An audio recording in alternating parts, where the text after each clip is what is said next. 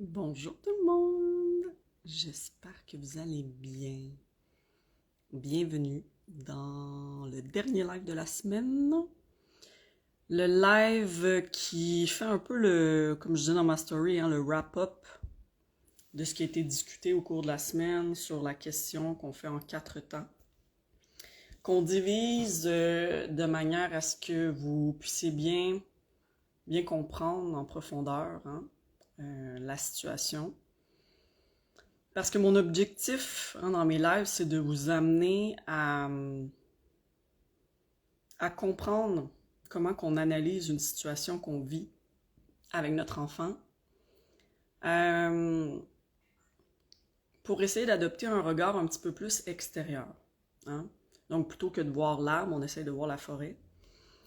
Et donc, je le divise toujours pour justement qu'on puisse adopter un nouvel œil, un regard nouveau. Puis comme je vous disais dans les dernières fois, dans les derniers lives, c'est comme si on jouait un peu à Sherlock Holmes ensemble, dans le sens que on essaye d'analyser qu'est-ce qui se cache derrière les comportements des enfants.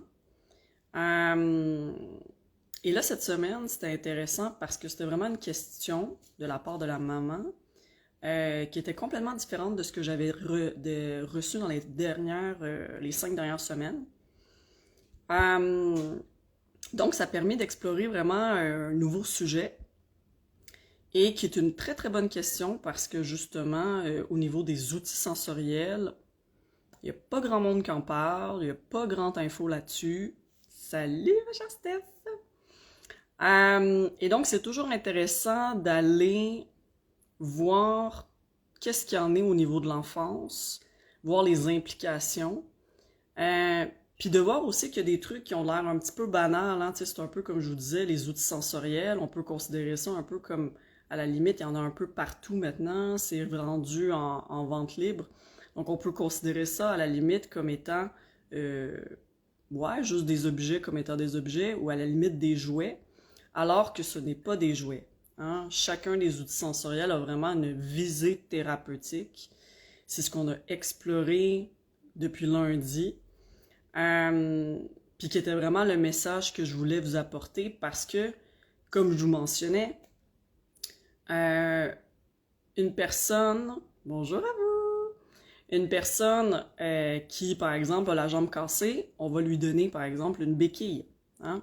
Le temps qu'il y ait une récupération, le temps qu'il y ait une guérison, puis elle va porter la béquille pour pouvoir avoir moins de poids sur sa jambe. Salut ma chère Cindy!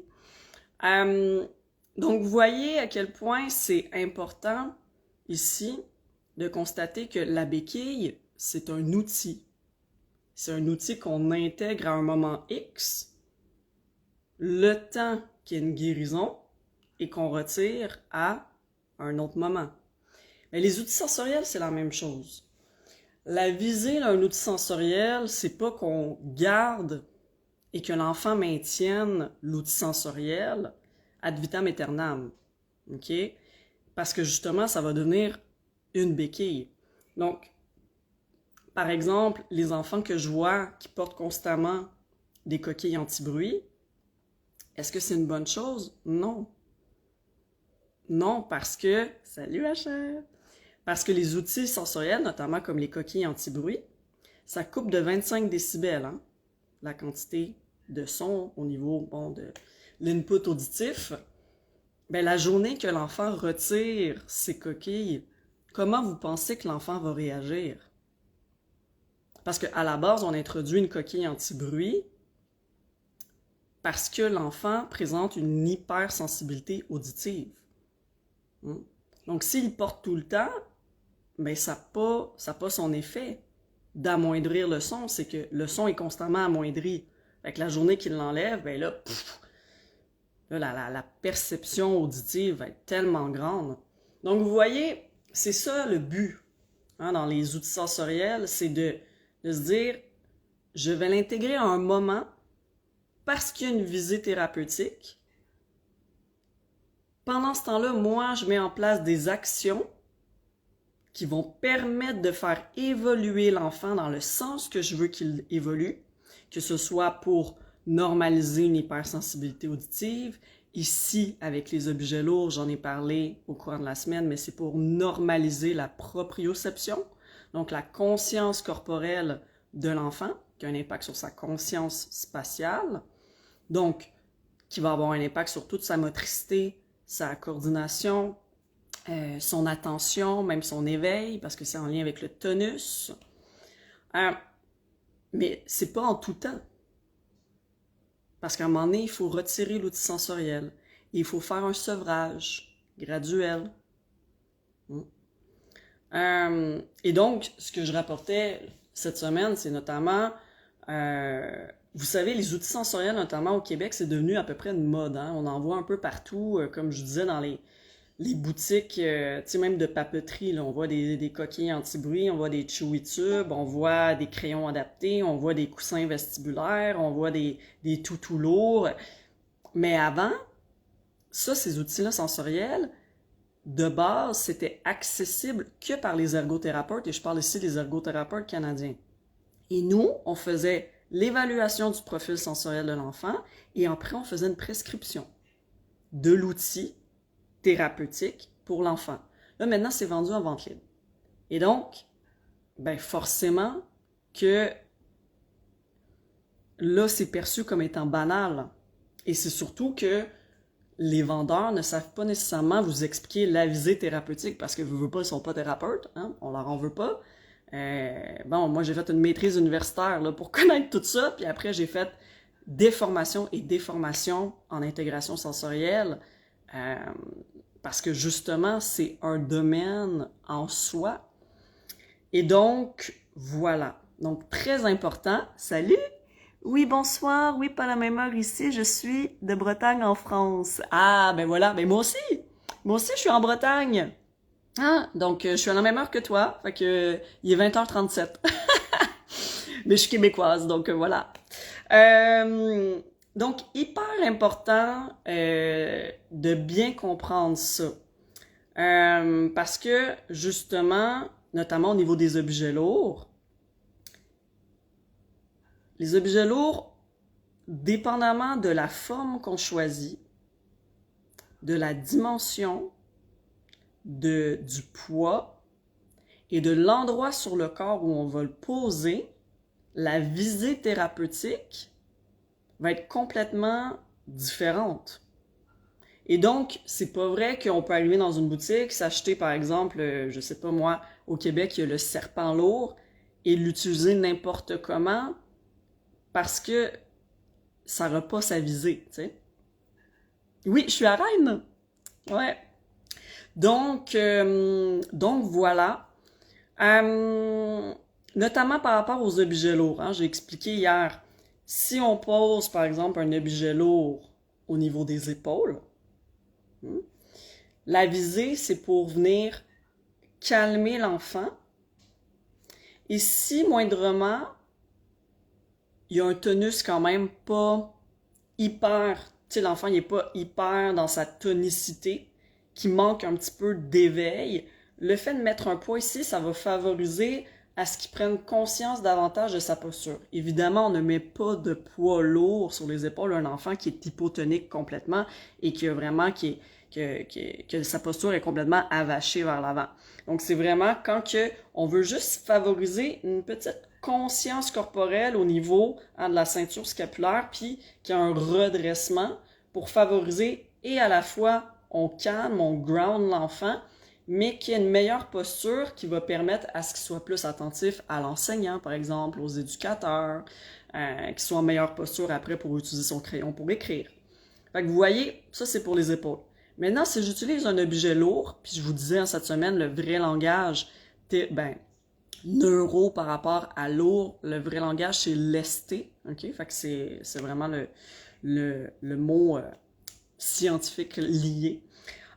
Si on met un objet lesté ou lourd sur les cuisses, là c'est vraiment pour ancrer l'enfant, pour lui dire « tu es présent ». Ça c'est typiquement un enfant qui manque de conscience corporelle et qui est tout le temps en train de bouger à droite, à gauche, à se tortiller sur sa chaise, à se lever à des moments où ce qu'il doit pas, tu sais, peu importe. OK? Fait que ça, c'est vraiment pour l'ancrer. Maintenant, hier, je vous parlais des poignets. Ah, il existe des poignets lourds. Ah, oh, trop cool! Je suis à 15-20 minutes de chez vous. Ah ben voilà, on est juste à côté. Donc, les poignets lourds, c'est pour augmenter la conscience au niveau des bras. OK? Donc, un enfant qui ne sent pas ses bras, je vous rappelle, hein, on a tout un mapping de notre corporalité au niveau de nos aires cérébrales, notamment au niveau de l'homonculus. Hein, c'est comme le mapping corporel.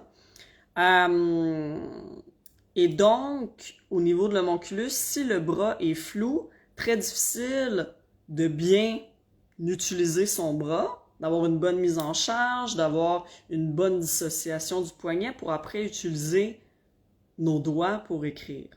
Donc, les poignets lourds, ça va avoir cette visée-là de bien ancrer les bras, d'apporter une stabilité pour qu'après, je puisse bien dissocier ma main. J'ai fait l'exercice avec vous cette semaine dans le cadre de mon live, de vous dire, je vous mets une mitaine dans vos mains, ok, une mitaine que comme les doigts sont tous ensemble, c'est comme quand on va faire du ski, et essayez d'écrire. Mais plus la représentation est floue, moins c'est facile d'être adroit, d'être efficace. Mais si par exemple je prends le temps de faire un bon massage de chacun des doigts, comme ça, de bien masser la paume, hein, de faire un beau gros massage au niveau de la main, à la limite d'étirer de la pâte à modeler ou de la pâte thérapeutique avec une résistance. Salut mon Jean-Xavier! Avec la résistance, à la limite de transporter un ballon lourd, tout ça. Après, je vous remets votre crayon dans la main. Ben, je suis convaincu, et ça c'est sans équivoque, que votre écriture elle va être beaucoup mieux que quand vous aviez la mitaine, qui faisait que votre main était floue.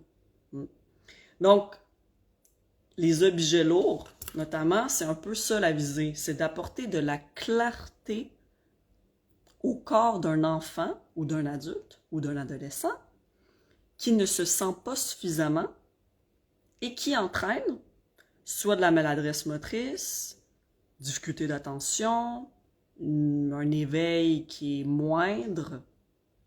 Je vous ai parlé aussi cette semaine qu'il y a des vestes qu'on peut mettre directement sur l'enfant, qui va à l'avant puis à l'arrière, et qu'on intègre les poids qu'on veut. On appelle ça une veste lourde. Il existe les vestes aussi compressives, donc sans poids. Mais la visée, c'est aussi d'ancrer l'enfant, d'augmenter son tonus. Comme ça, il va avoir un bon redressement d'épaule et donc un bon placement de bras pour l'écriture. Fait que ça, c'est tous les objets lourds. Il y a aussi la couverture lourde, la fameuse couverture lourde. Hier, j'ai eu une bonne question par rapport à ça. Les couvertures lourdes, la visée, c'est quoi? C'est de favoriser un endormissement qui est plus rapide et moins de réveil nocturne pour un enfant qui est plus agité, qui bouge beaucoup, qui a de la difficulté à s'endormir parce qu'il ne se sent pas. On ne met pas une couverture lourde à n'importe qui. Tout comme on ne met pas des poignets lourds à n'importe qui, on ne met pas de trucs sur les épaules à n'importe qui. Non, la visée thérapeutique, c'est si l'enfant ne s'endort pas ou fait des réveils nocturnes en lien avec un profil sensoriel hyposensible qui entraîne des comportements d'agitation ou de justement le fait qu'il bouge, qu'il gigote puis qu'il n'est pas capable de s'endormir. Encore une fois, avec par exemple la couverture lourde, il faut être très très prudent parce que comme je vous disais au Québec, ce qui est arrivé, je pense que ça fait au moins une bonne quinzaine d'années, les précautions n'avaient pas été respectées. Fait qu'on n'avait pas regardé la bonne dimension de la couverture lourde, on n'avait pas regardé le bon poids. Quand on intègre un outil sensoriel, c'est hyper important d'être présent quand on l'intègre. Parce que c'est pas à prendre à la légère. Et cet enfant-là, dans le fond, qui avait eu la couverture lourde, elle avait été laissée dans le local, mais sans surveillance. Mais quand on introduit un outil sensoriel, il faut être sous surveillance. Et au final, la petite fille, elle n'avait pas les capacités nécessaires pour se retirer de sous la couverture, au niveau de sa musculature, au niveau de son aisance pour bouger. Ce qui fait que la petite cocotte, elle est décédée par suffocation sous la couverture lestée, sous la couverture lourde. Donc, c'est pas banal. Salut ma chère Sabrina! Donc, c'est pas banal du tout. Hein, on peut pas se dire, ah oui, moi je m'achète une couverture lourde. Non, il faut être hyper prudent et bien connaître pourquoi qu'on l'introduit, le temps qu'on met en place des stratégies pour que votre enfant normalise son profil sensoriel, pour qu'il récupère au niveau de sa conscience corporelle, pour l'amener à être bien ancré dans son corps, qui va faire qu'il va avoir un endormissement plus rapide et moins de réveils nocturnes. Donc, la couverture lourde, on l'introduit en temps X, le temps qu'on travaille, et on fait un sevrage graduel pour la retirer en temps Y. C'est tout le temps comme ça avec les outils. Et normalement, comme je vous dis, c'est pas vraiment la situation ici en France, parce que bon, les ergothérapeutes et les psychomotriciens sont comme, les deux abordent le sensoriel. Au Canada, vous le savez, je vous l'ai dit là, sur mon profil, c'est le même métier. Donc, l'ergothérapie comprend la psychomotricité. C'est pas dissocié. Et donc, ici, il y a moins de possibilités d'actes au niveau de l'ergothérapeute, notamment au niveau des prescriptions.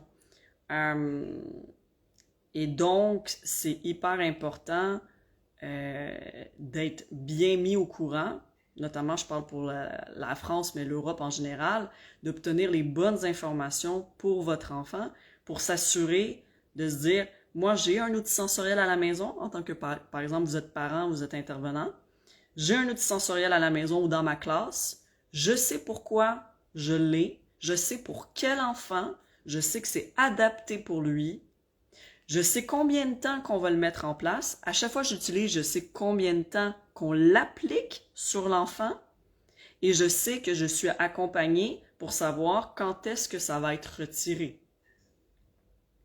C'est ça.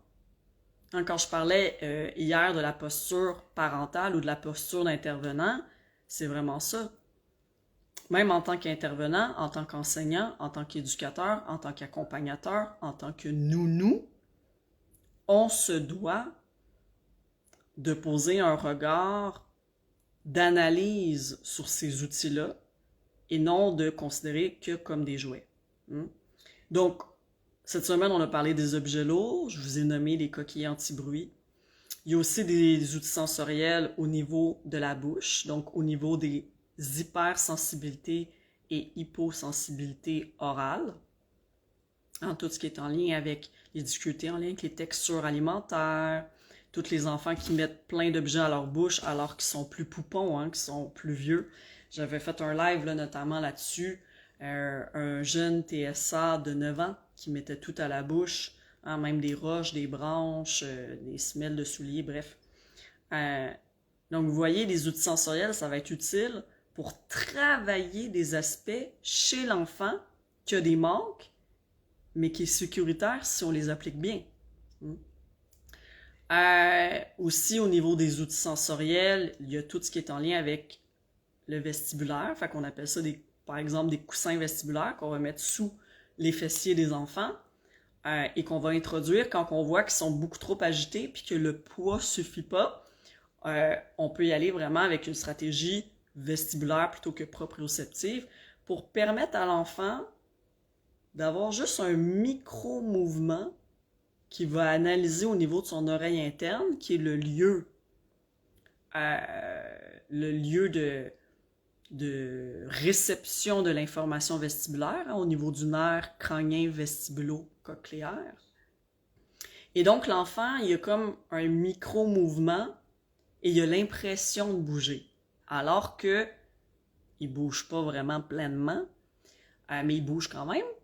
Et donc ça suffit pour amoindrir son agitation en classe ou à la maison pendant les devoirs et leçons, par exemple.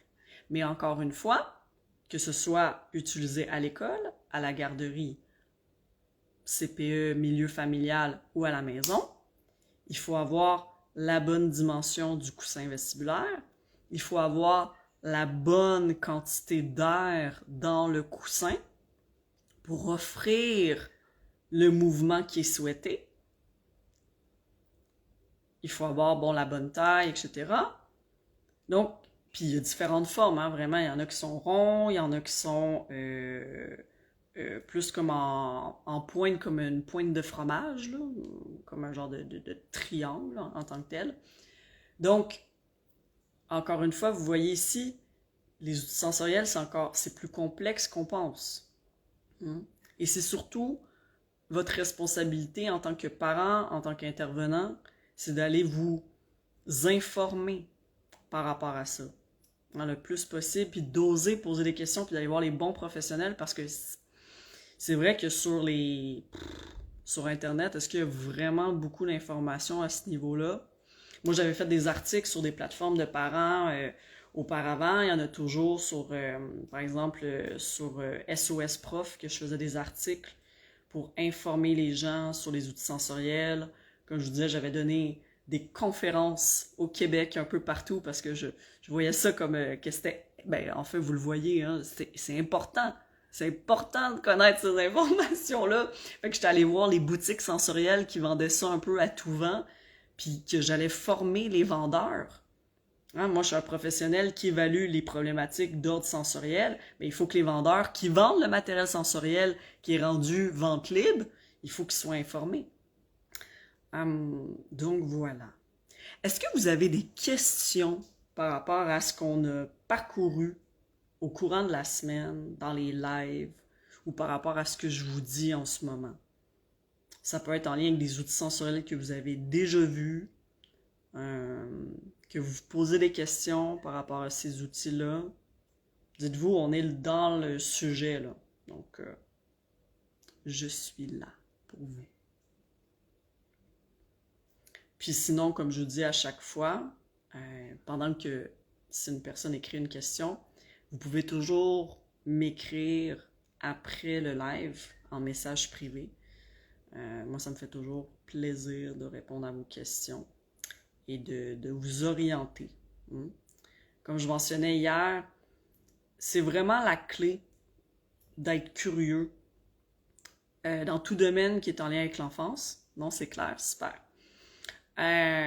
Notamment sur mon site web, donc www.patricia-ergothérapeute.com.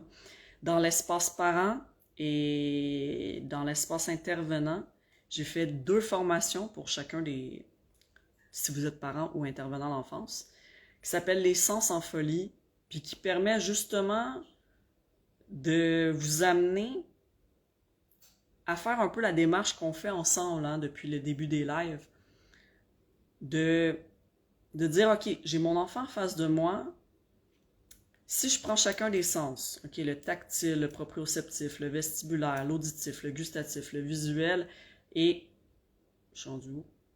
J'ai-tu dit auditif? Olfactif. Bref, vous savez, gustatif, visuel, ouais. On a 7 sens. Bon. Ben, à travers cette formation-là, ce qu'on fait, c'est de décrire quel est le rôle de ce sens-là. Et si votre enfant vit des manques, donc plus une représentation d'hyposensibilité, bonjour Élise! Et si votre enfant, au contraire, a plus des inconforts, donc on est plus dans une hypersensibilité, c'est important pour vous de mettre des mots là-dessus. Hein, de dire, ben en fait, mon enfant, quand il fait une crise là, en ce moment, ou quand il n'aime pas tel chandail que je lui mets, ou qu'il recrache la nourriture, mais en fait, c'est peut-être pas comment que je l'éduque. C'est peut-être pas parce qu'il me manipule ou c'est peut-être pas parce qu'il me provoque. C'est peut-être seulement et fort probablement seulement en lien avec son profil sensoriel. Et donc, à travers cette formation-là, vous allez pouvoir justement, c'est ça qui est intéressant, de parcourir chacun des sens, de noter pour votre enfant, est-ce qu'il se situe plus dans une hypersensibilité ou une hyposensibilité par rapport à chacun des sens, de voir c'est quoi les manifestations d'une hypersensibilité, par exemple, gustative ou une hypersensibilité auditive versus une hyposensibilité vestibulaire, par exemple, et voir à quel point ça a de l'impact sur les émotions et les comportements de vos enfants. Puis, à partir de chacun de ces sens-là, moi, je vous ai exposé les outils sensoriels qui ont cette visée-là. Notamment les objets lourds, je vous l'ai dit, c'est en lien avec une hyposensibilité proprioceptive. Tout le temps. Donc, à partir du moment qu'on a bien identifié le profil sensoriel de notre enfant, déjà, on a une compréhension de notre enfant, mais qui est complètement différente de quand on faisait juste mettre une étiquette comportementale ou une étiquette émotionnelle, de un. Et de deux, vous savez qu'il y a des outils qui existent pour l'aider, l'outiller. Après, moi, je vous conseille, bien entendu, de venir voir un professionnel qui est spécialisé en intégration sensorielle pour vous référer le bon outil. À la limite, comme, aussi, bon, il y a certaines marques qui sont plus intéressantes aussi. Puis comment bien l'utiliser. Hein? Sur mon site www.patricia-ergothérapeute.com, dans l'onglet ressources, je vous ai mis des boutiques sensorielles, notamment pour les Québécois. Dans le fond, c'est des boutiques, c'est des ergothérapeutes qui sont à la tête de la création de ces outils. Donc ça, c'est génial parce que tu te dis, ah oui, mais dans le fond, ça a été développé en lien avec justement la notion d'hyper ou d'hyposensibilité dans chacun des sens. Donc c'est sûr que ça va être un outil qui va être adéquat pour outiller et faire grandir et évoluer mon enfant pour rattraper son manque ou normaliser son profil sensoriel pour ultimement éliminer les comportements qui sont dérangeants ou désagréables, les crises ou les manques qui fait que votre enfant est tout le temps inattentif, que vous avez besoin de répéter, qui est dans la lune, ou qui recrache, qui veut jamais rien manger. Tant de comportements aux enfants sont liés au sensoriel. C'est pour ça, moi, comme je vous ai dit, j'en ai fait une mission au Québec de former les boutiques par rapport à ces notions-là, mais aussi sur mon site de mettre des formations propres à ça pour aller vous outiller à la base. Parce que quand on le sait pas, on peut pas intervenir d'une manière différente. Et l'affaire aussi, c'est que votre profil sensoriel à vous est différent du sien, est différent du voisin, est différent de votre partenaire de vie, est différent de votre ami. Donc, c'est sûr qu'à un certain point, en tant qu'adulte, on peut arriver à faire, mais pourquoi mon enfant il panique s'il y a du sable dans son lit? Pourquoi il panique si je le mets dans le gazon? Pourquoi que il est tout le temps inattentif, puis il a l'air tout le temps à s'endormir, puis qu'il est dans la lune à l'école? Vous n'avez pas le même profil sensoriel. Mais la minute qu'on met des mots là-dessus et qu'on comprend, et que s'il y a un intervenant qui vous suggère un outil sensoriel, mais vous allez comprendre la visée aussi, parce que vous-même, vous allez comprendre ces parties-là de l'enfant qui, d'une certaine manière, le sensoriel, ça a l'air un peu invisible. Fait que c'est pour ça qu'on met ça facilement dans l'étiquette comportementale. Ou après, des fois, ce que je vois plus malheureux, surtout, c'est, moi, à travers ma carrière, c'est des parents qui se sentaient coupables puis qui me disaient, j'ai peut-être mal éduqué mon enfant. Mais ça n'a rien à voir avec votre éducation.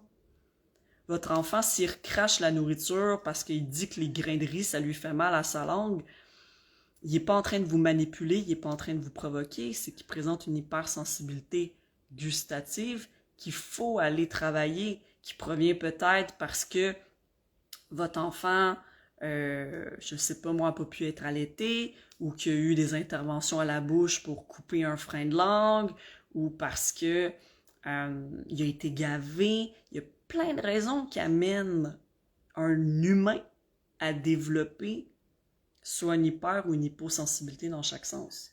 Et donc, les outils sont là pour donner un boost, hein?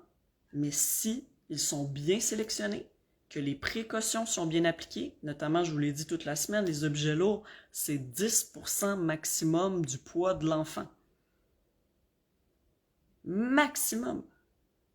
Hein, le nombre de fois que je suis rentrée en garderie, puis je voyais des enfants de 2 ans avec la grenouille, hein, la fameuse grenouille Manimo, hein, qu'on connaît bien au Québec. Mais ça, cette grenouille-là, c'est plus des enfants de 8 ans à 12 ans là, qui portent cette grenouille-là sur eux. Pas les enfants de 2 ans. Donc, c'est là il faut se tenir informé. Donc, voilà. Voilà, voilà. Est-ce que vous avez des questions?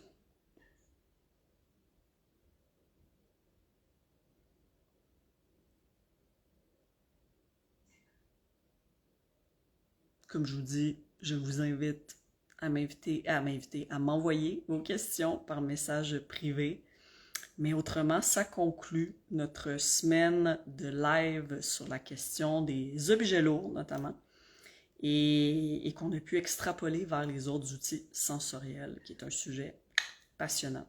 Donc voilà, donc je vous invite à m'écrire si vous avez des questions, si vous avez des questions sur ma formation, les sensopholies notamment, parce que justement, vous reconnaissez votre enfant là-dedans, mais venez me voir, venez me poser des questions, je suis présente pour vous. Donc voilà mes chers, je vous envoie des becs et je vous dis à la semaine prochaine. Ciao!